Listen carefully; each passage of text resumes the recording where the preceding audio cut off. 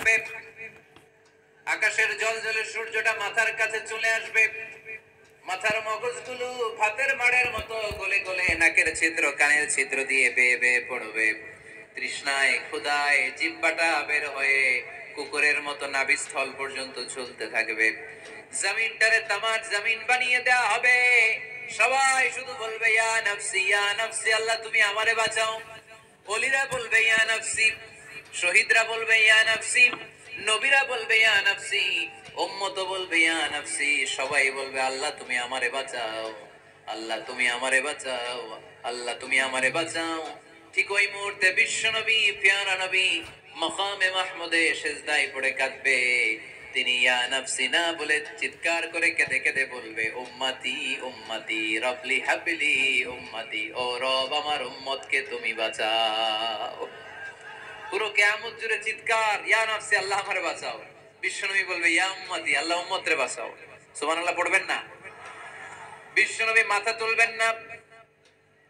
রব্বুল আলামিন সাইয়েদনা জিবরাইল আলাইহিস সালামকে পাঠাবেন, জিবরাইল যাও নবীকে জিজ্ঞেস করো ইয়া নবী আল্লাহি মা ইউবকি, কেন আপনি কাঁদেন? বিশ্বনবী মাথা তুলবেন না, সিজদারত অবস্থায় উত্তরে বলবেন উম্মতি উম্মতি, আল্লাহ আমার উম্মতের কি হবে আপনি বলেন, আমার উম্মতরে আপনি বাঁচান। সাইয়েদনা জিবরাইল এসে বলে ও মাবুদ, আপনার নবী বলে উম্মতের কি হবে, উম্মতের কি হবে? আল্লাহ বলেন জিবরাইল আমার নবীরে যে বলো ইন্না সানুরদিকা ফি উম্মাতিক ফালা নাসু। আমি আমার নবীর দুনিয়ার বুকে যখন মন খারাপ ছিল তখন যেমনি মন ভালো করে দিয়েছি, আজকেও আমার নবীর উম্মতের ব্যাপারে এমন একটা ঘোষণা আমি দেব, এই ঘোষণা শুনে আমার নবী খুশি হয়ে যাবে। সারা দুনিয়াতে, দুনিয়ার বুকে নবী যখনই পেরেশান, নবীর মন খারাপ, আমি যেমনি মন ভালো করে দিয়েছি, আজকেও এই কিয়ামতের ময়দানে নবীকে এমন ঘোষণা শোনাবো, এই ঘোষণা শুনে আমার নবী খুশি হয়ে যাবে। চিল্লায় পড়তে হবে আল্লাহু আকবার। আল্লাহ তখন বলবে নবী মাথা তোলেন, মাথা তোলেন, ইরফা রাসাক, নবী মাথা তোলেন, সাল তুআতা, আপনার কান্না আমার সহ্য হয় না, সাল তুআতা, যা চাবেন তাই দেব। ইশফা তুশাফা, যার ব্যাপারে আপনি আজকে সুপারিশ করবেন তার জন্য আমি সুপারিশ কবুল করে নেব। ওয়াসাউফা ইউতিকা রাব্বুকা ফাতারদা, নবী এমন এমন জিনিস আপনারে দেব আপনি খুশি হবেন। তারপরও নবী খুশি হবেন না, নবী অস্থির হয়ে থাকবেন আমাদের জন্য। একটা পতাকা নিয়ে আমাদের সবাইকে নিয়ে আমার নবী, পেয়ারা নবী জান্নাতের দরজার মধ্যে একটা ধাক্কা দিবেন, করেন আল্লাহু আকবার। জান্নাতের রক্ষী ফেরেশতা বলবে মান আনতা, আপনি কে?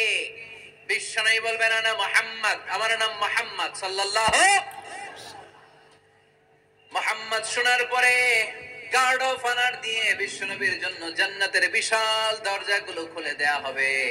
আর জান্নাতের ফেরেশতারা বলবে নবী গো, জান্নাত সৃষ্টির পর থেকে আজ পর্যন্ত আমরা দাঁড়িয়ে আছি, কবে আপনি জান্নাতে ধাক্কা মারবেন আর আপনার জন্য জান্নাতের দরজা খুলে দেব।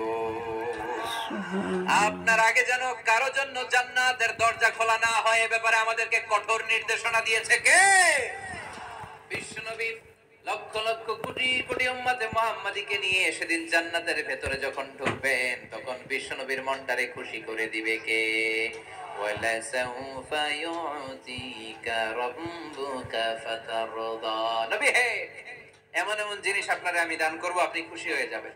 তার মানে মন খারাপ হলে নবীর মন ভালো করে কে? জোরে বলতে হবে।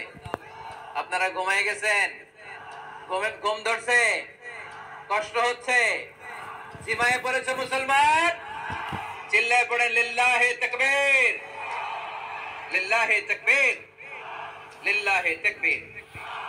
এরপরে নবীর আল্লাহ স্মরণ করায় দিচ্ছেন আলাম ইয়াজিদিকা ইয়াতীমান ফাআওয়া ওয়া ওয়াজাদাকা দাল্লান ফাহাদা। নবী গো, আমি কি আপনার ইয়াতীম পাই নাই, তারপরে আমি কি আপনার লালন পালনের ব্যবস্থা করি নাই? সুবহানাল্লাহ পড়েন। আমার নবী ইয়াতীম হয়ে বড় হয়েছে, জানেন? ইয়াতীম হয়ে লালিত পালিত হয়েছেন। তিনি যখন মায়ের পেটে, বিশ্বনবীর বাবাকে নিয়ে গিয়ে তুলে নিয়েছে কে? 6 বছর বয়সে মাকে তুলে নিল কে?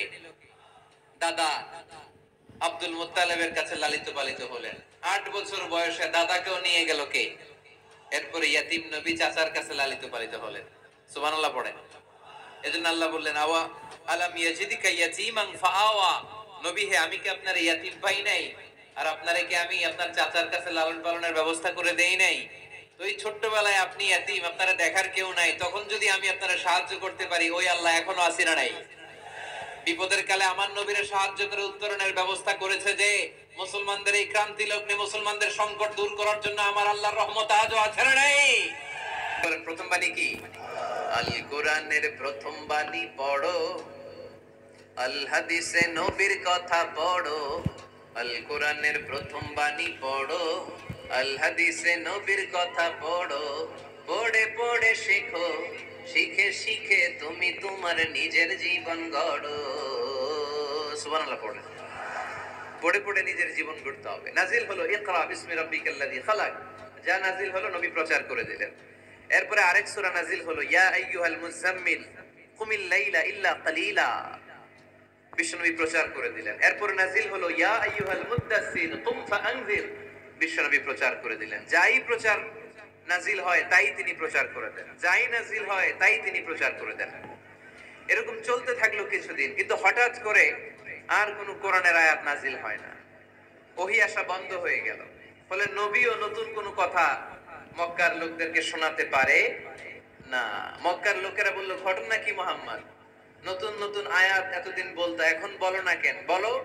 বিশ্বনবী বলতে পারে না, কারণ বিশ্বনবী কি মন গড়া কোনো কথা বলে? সবাই যদি বুঝে থাকেন উত্তর দেন, বিশ্বনবী কি মন গড়া কথা কোনোদিন বলেছে? রব্বুল আলামিন বলেন, ওয়ামা ইয়ানতিকু আনিল হাওয়া ইন হুয়া ইল্লা ওয়াহয়ুন ইউহা। আমার নবী মন গড়া কোনো কথা বলেন না।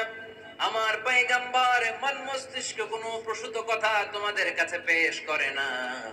আকাশ থেকে জিব্রাইল মারফত যা তিনি শুনতে পান তা তিনি মক্কাবাসীদের কাছে পৌঁছে দেন। সুবহানাল্লাহ।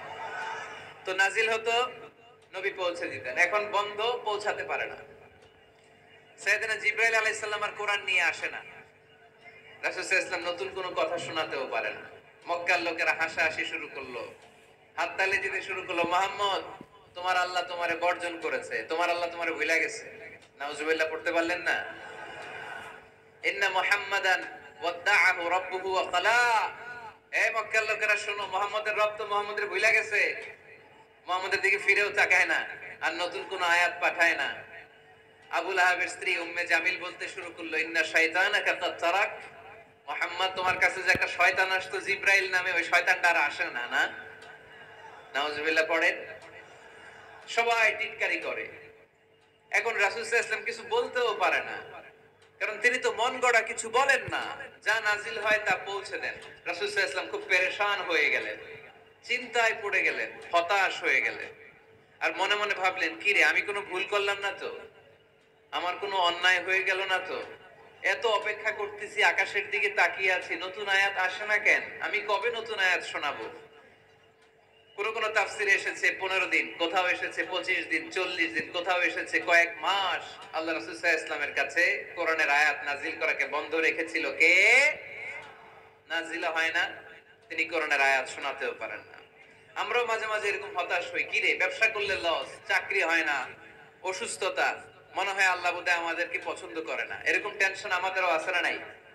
রাসূল সাল্লাল্লাহু আলাইহি ওয়াসাল্লাম যখন টেনশনে পড়ে গেলেন, আল্লাহ তাআলা এই সূরা নাজিল করার মধ্য দিয়ে আল্লাহ রাসূল সাল্লাল্লাহু আলাইহি ওয়াসাল্লামের টেনশন দূর করে দিলেন। চিল্লায়ে পড়েন সুবহানাল্লাহ। রাসূল সাল্লাল্লাহু আলাইহি ওয়াসাল্লামের পেরেশানি দূর করার জন্য আল্লাহ নাজিল করলেন, ওয়াদ-দুহা ওয়াল লাইলি ইযা সাজা মা ওয়াদ্দাআকা রাব্বুকা ওয়া মা ক্বালা। ওয়াদ-দুহা, আলোর শপথ, ওয়াল লাইলি ইযা সাজা, নিঝুম নিস্তব্ধ রাতের শপথ। সুবহানাল্লাহ পড়েন। প্রথমে আল্লাহ দুইটা কসম কাটলেন। কয়টা?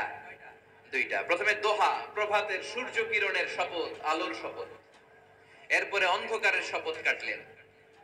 আলোর শপথ দিয়ে আল্লাহ তাআলা ওহী আশাকে বুঝালেন, আর অন্ধকারের শপথ দিয়ে আল্লাহ ওহী না আশাকে বুঝালেন। আল্লাহ বুঝাতে চাইলেন, নবী, সব সময় আলো থাকলে ভাল লাগে না।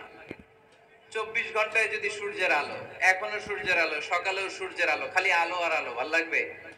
কথা বলেন না কেন? আবার 24 ঘন্টায় ঘুটঘুটে অন্ধকার, কোনো আলো টালো নাই, ভাল লাগবে?